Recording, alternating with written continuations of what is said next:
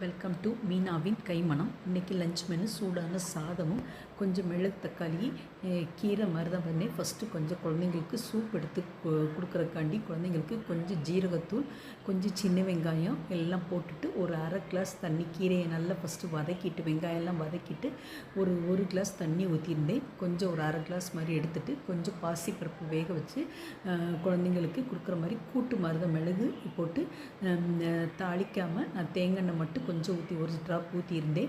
உங்களுக்கு வேணும்னா நீங்கள் தாளிச்சுக்கோங்க. கூட சின்ன வெங்காயம் ரசம் மாதிரி தான் பண்ணியிருந்தேன்.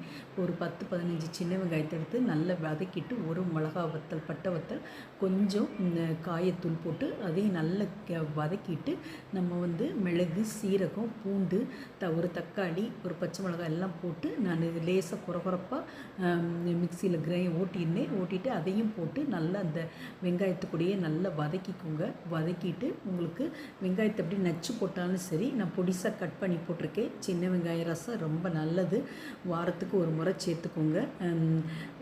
நம்ம நார்மல் ரசத்தை விட இது ஒரு டேஸ்ட்டாக இருக்கும். கூட நம்ம புளி கரைச்சி வச்சுருந்த தேவைக்கேற்ப புளி கரைச்சி வச்சுட்டு உப்பு போட்டுக்கோங்க. உங்களுக்கு தேவைக்கேற்ப போட்டுட்டு புளி கரைச்சி ஊற்றிட்டேன்.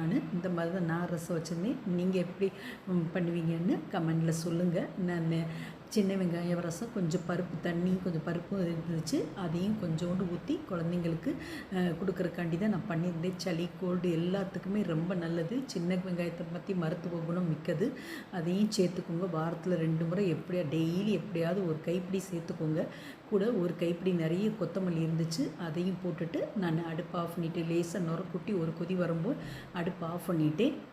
இந்த மாதிரி நீங்களே வீட்டில் ஒரு தடவை ட்ரை பண்ணி பாருங்கள்.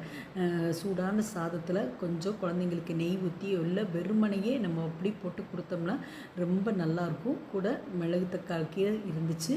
நான் கொஞ்சம் ஃப்ரெஷ் பட்டாணியும் கொஞ்சம் சோயாவும் இருந்துச்சு, அதையும் சேர்த்து கொஞ்சம் ஒரு பொரியல் மாதிரி தான் பண்ணியிருந்தேன். தேங்காய், கரம் மசாலா தூள் போட்டு பண்ணியிருந்தேன். இந்த சூடான சாதத்துக்கு அந்த கீரை, அந்த சின்ன வெங்காய ரசமும் சூப்பராக இருந்துச்சு. கூட பொரியல், ஃப்ரெஷ் பட்டாணியும் சோயா பொரியலும் சூப்பராக இருந்துச்சு. இந்த மாதிரி நீங்களும் வீட்டில் ட்ரை பண்ணி பாருங்கள். இந்த வீடியோ பிடிச்சிச்சின்னா லைக் பண்ணுங்கள், ஷேர் பண்ணுங்கள், சப்ஸ்கிரைப் பண்ணுங்கள். மறக்காமல் மீனாவின் கைமணத்தை கொஞ்சம் ஹைப் பண்ணிவிட்டு லைக் பண்ணிவிட்டு கொஞ்சம் கமெண்ட் பண்ணுங்கள். நாங்கள் போடுற வீடியோஸ் எங்களுக்கு ஒரு என்கரேஜ்மெண்ட்டாக இருக்கும். தேங்க்ஸ் ஃபார் வாட்சிங்.